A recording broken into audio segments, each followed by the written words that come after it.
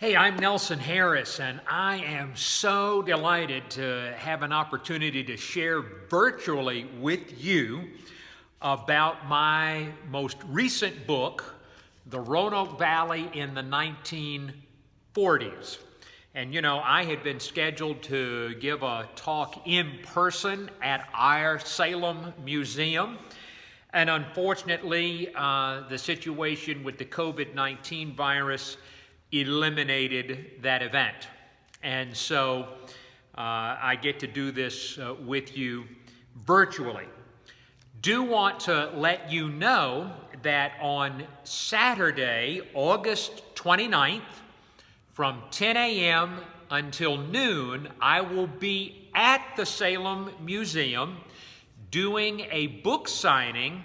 So if you would like to get a copy of this book and get it inscribed or whatever, please come by the Salem Museum on, again, Saturday, August 29th, 10 a.m. to noon. Want to let you know a little something about the book. It's 650 pages, over 300 photographs, some of which come from the archives and the library at our Salem Museum. The book sells, I don't want you to have a sticker shock, so that's why I'm telling you this, the book sells for $75. The reason for that is that the Roanoke Library Foundation underwrote the production of this book. And so it's really probably, if it was to retail, it would probably be about a $45 or $50 book. So that's kind of what you're getting, and then you're making about a $25 contribution to the Library Foundation to help them recover the cost that they laid out to make this book happen. I'll remind you about that event again before we end, but what I want to do right now is to share with you some highlights of the Roanoke Valley in the 1940s. And because I'm doing this for the Salem Museum, I went through the book and pulled out some things that happened in Salem during the 1940s that I thought you might be interested in. And because you're already a part of local history through the connection that you have with the museum, some of this is some things that you're probably already aware of, or maybe not. And if you are, maybe I can kind of help refresh your memory a little bit. So I'm going to take it kind of year by year and talk about 1, 2, maybe 3 things that happened in Salem during the 1940s. So let's begin in 1940. In March of 1940, the cornerstone for Carver School was laid, and they had a very special person that participated in that ceremony, and that was Alice Webster. She was 92 years old, a resident of Salem, had been born a slave, and she was the one that ceremonially set the stone at the cornerstone laying for Carver School.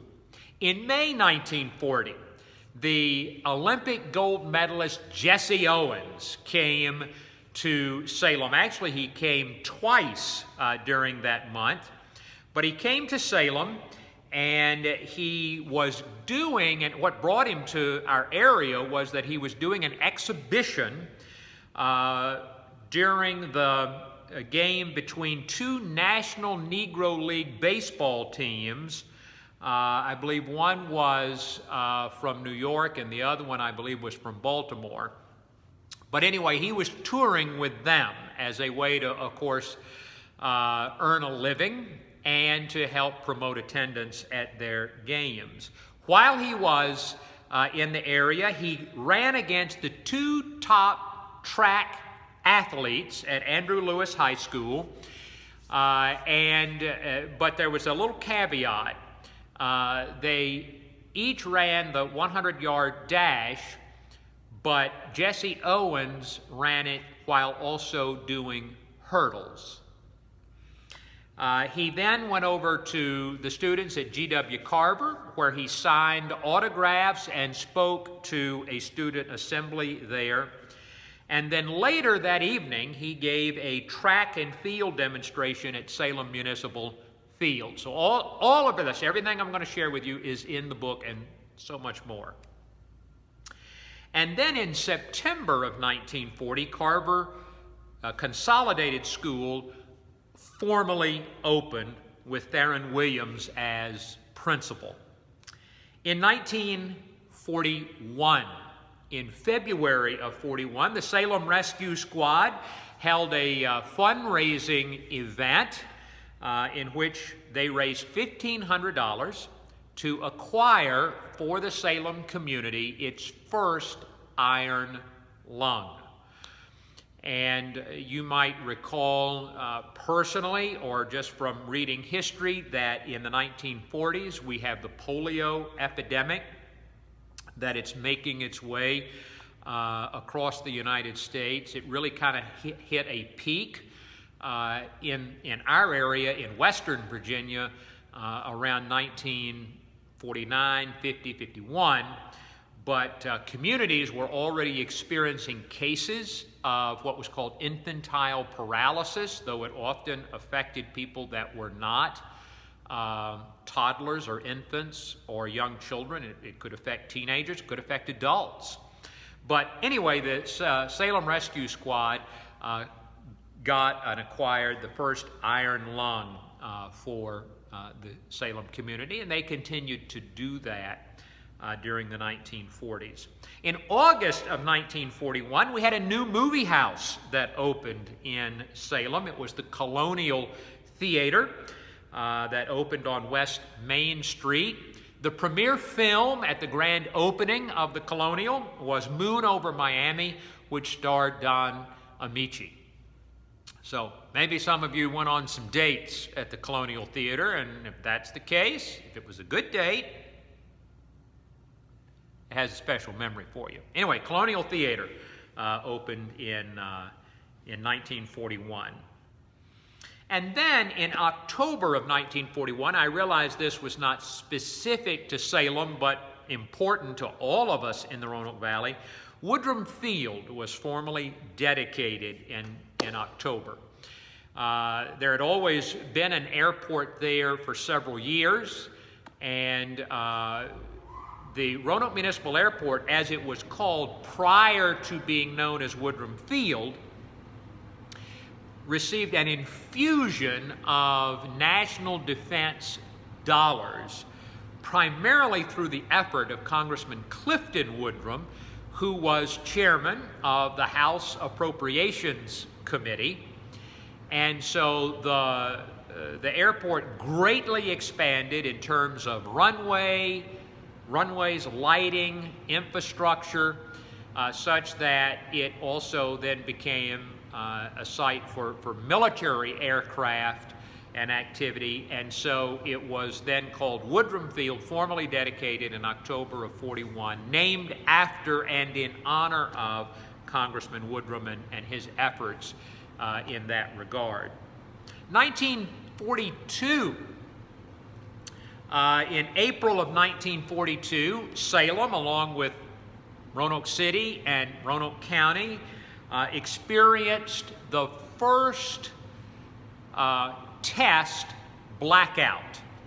And what I mean by that is that at around 8:45 that evening in April, everybody had to cut their lights off, their house lights off, their car lights off. If you were driving, you had to pull over to the side of the road and cut your lights off. Street lights went out. Store lights went out. The whole idea being that the city, the valley, needed to go dark. We are now in the beginning of World War II, and the idea was that enemy aircraft, if they came inland, flying over, would be able to bomb communities by simply seeing the lights of those communities below them. And so we had the very first blackout that happened.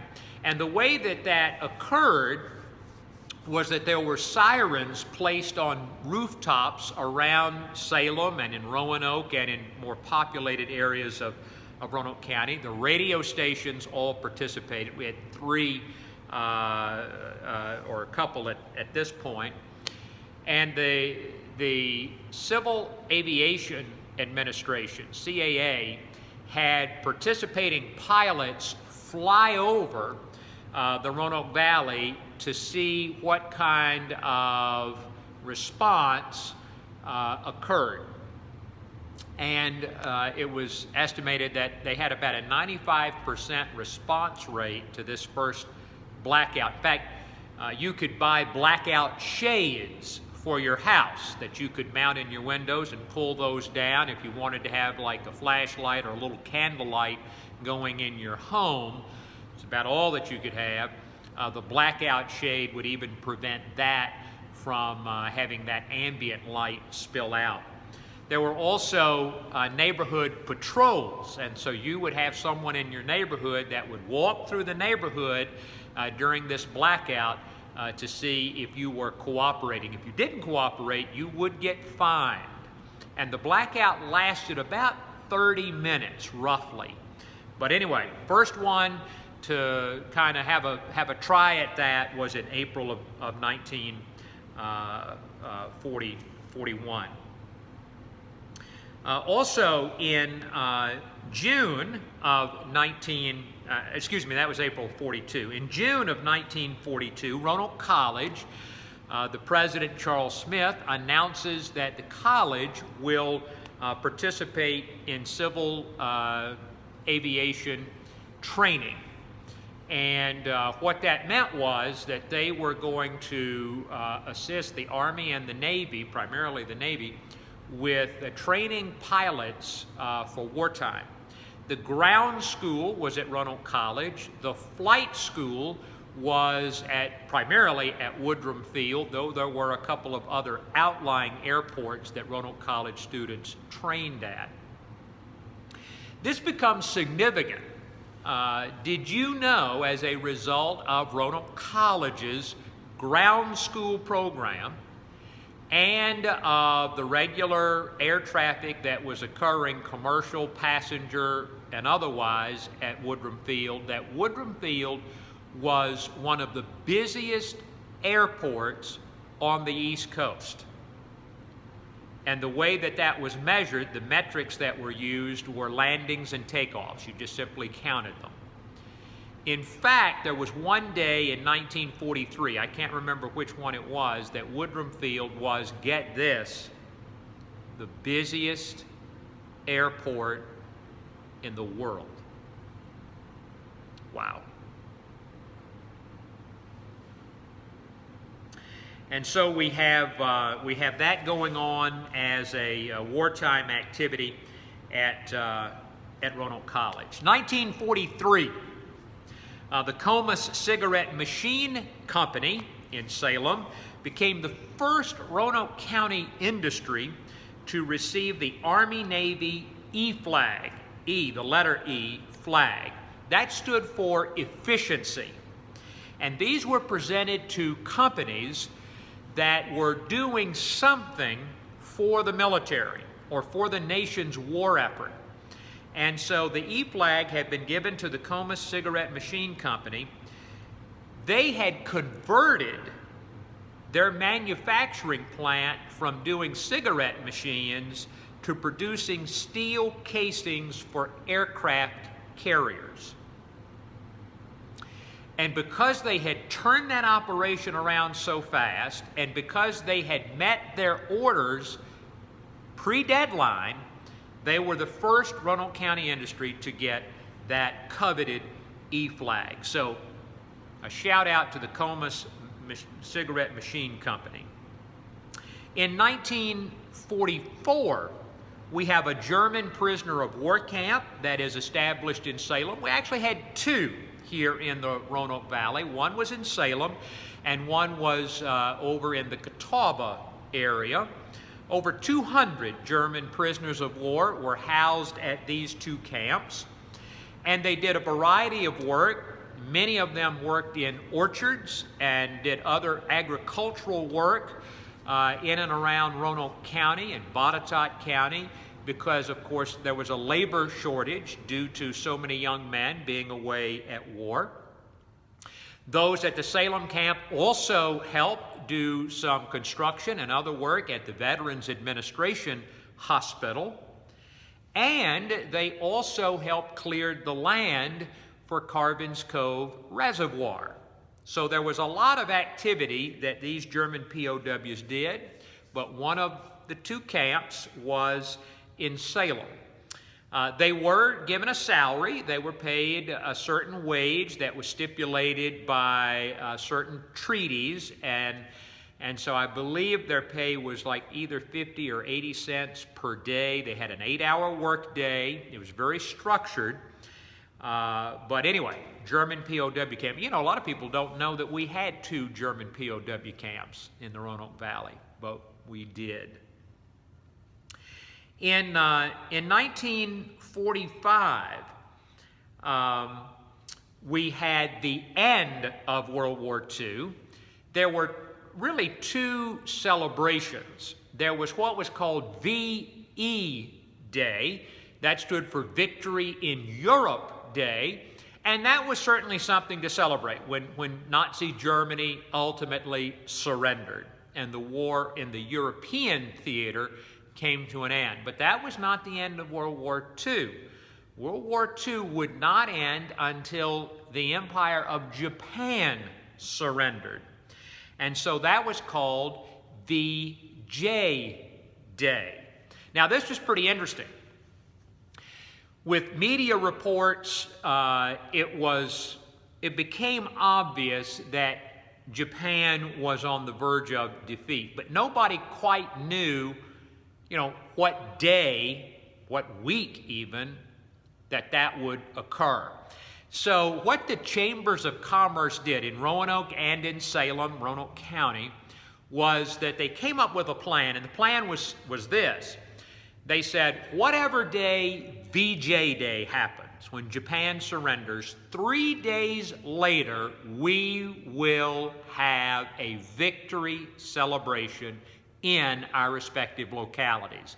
Businesses would close, schools would close, and parades would happen, events would happen, and so everybody knew that the 3rd day after VJ Day, big time event. And so in Salem, some 2,000 people gathered at Municipal Field.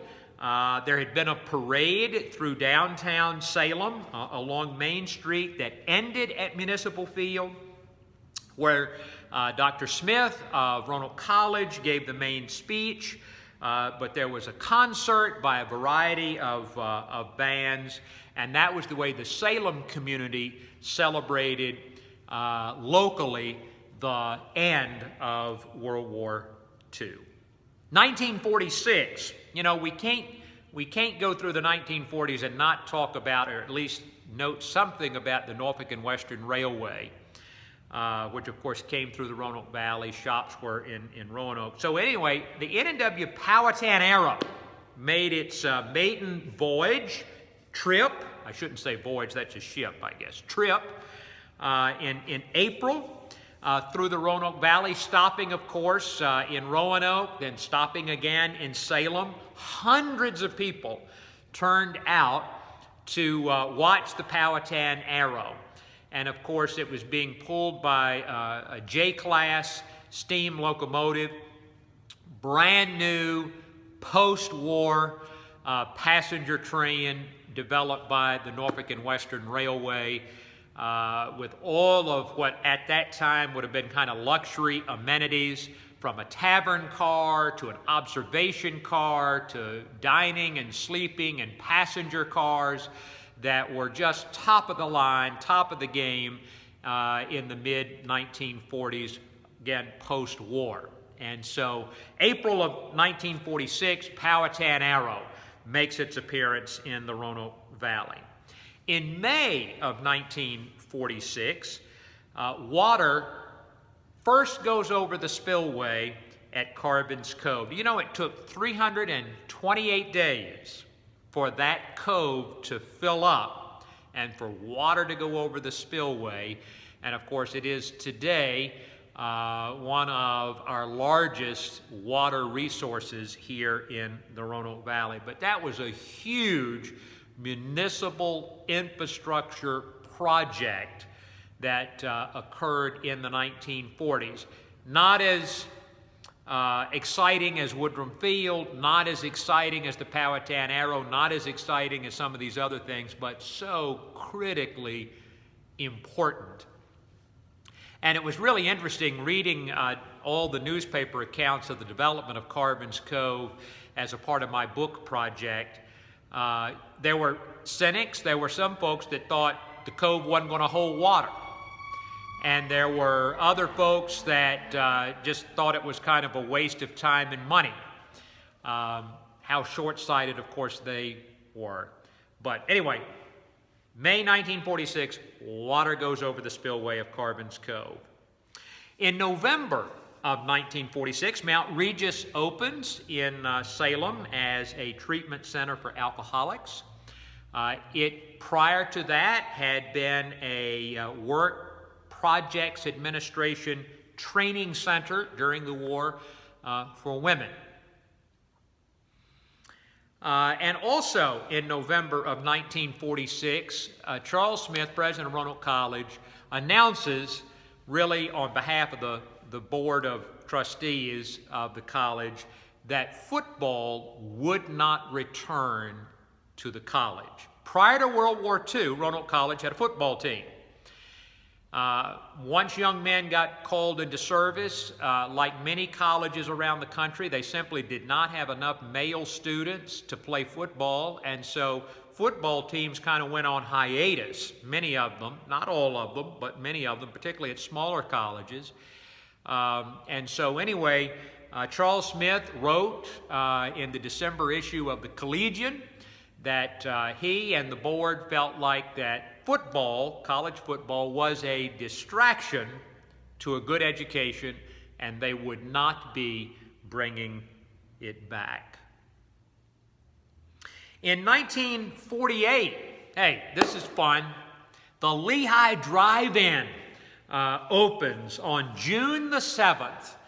The premiere movie was Margie. Interestingly, it starred a woman who had, as a child, lived in Roanoke for a period of time, Lynn Berry. It was one of the earliest drive-in theaters in the Roanoke Valley. By the end of the 1940s, there were 3 drive-in theaters operating in the Roanoke Valley. Can you name the other 2? I'll give you just a second to think about that.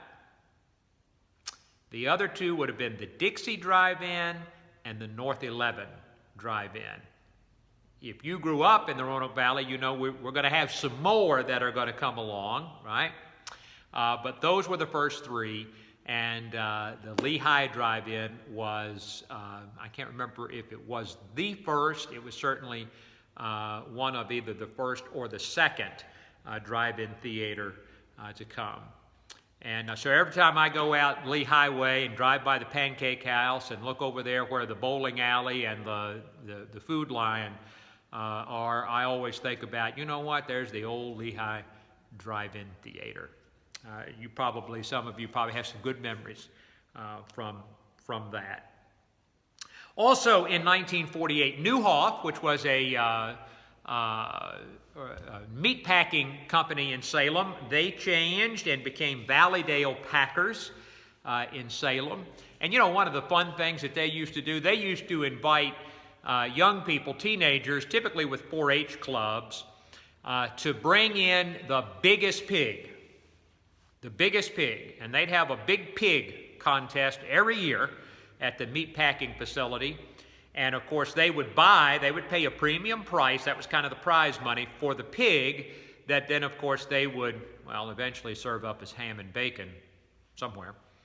And one of my aunts won that contest back around 1943 or 44, something like that. But anyway, every year there'd be this big headline about who had won the Big Pig contest over at the meatpacking plant there in Salem. Also in 1948, Our Lady of Perpetual Help established their chapel in Salem.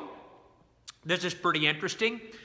They actually purchased a chapel at Camp Butner outside of Durham, North Carolina. It was a military camp, and the Work Projects Administration, along with the War Assets Administration, was looking to sell buildings. This happened with some regularity after the war, and so there was a wood frame chapel down there, and so the good folks at Our Lady of Perpetual Help bought that chapel, disassembled it, paid to have it disassembled, transported, and then re-erected in Salem. And that was their first, or one of their first, buildings, chapels there in Salem. And of course now they're have long moved out of that and into a beautiful church. In 1949, in July of 49, the Fort Lewis Mansion in Salem burns. And of course it was a total loss. It dated back to the 18th century. The home of the esteemed Lewis family back in kind of the post-revolution times. And so anyway, that caught fire. Really the origin of it was a bit undetermined, but anyway, it was by the time the fire was extinguished, the only thing that was really standing were the brick outer walls, which were so thick. They don't make houses like that anymore, do they? So thick, and some of the chimneys. But that was in July of 49. I don't want to end with a house fire, so we'll end on this. Thanksgiving Eve. I realize this isn't Salem specific, but on Thanksgiving Eve in 1949, we had lit on Mill Mountain the star that we all see from time to time if we're driving around, if we don't live in such a place or neighborhood where we can see it all the time. So that was a big event as well.